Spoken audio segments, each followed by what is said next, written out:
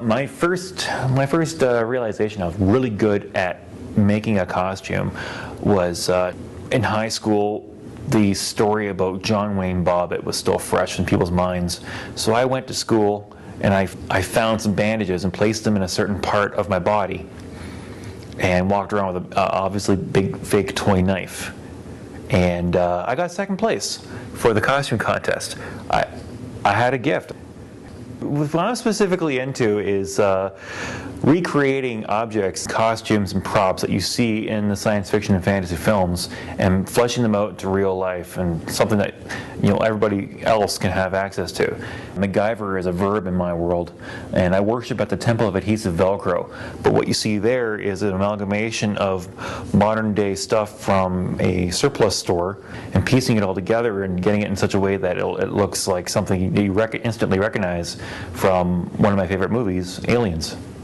I've always been a fan of science fiction. I attribute a lot of my love for science fiction from my mother. She introduced me to Star Trek at a very young age. That was one of her favorite shows to watch. I mean, she's a very down-to-earth person, one of the nicest people you're ever going to meet in your entire life. But she also liked, science fiction. When I first started, I was a teenager, and I don't see myself stopping because it's a fun outlet and something to do for a Halloween costume contest or just to go to a party. Come convention season, I'm there. I bring at least 3 different costumes, if not for hygiene and changing out, but just to keep the ideas fresh.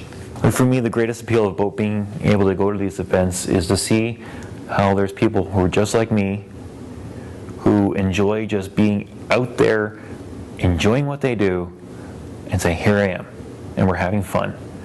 And you realize there's more of us than you think.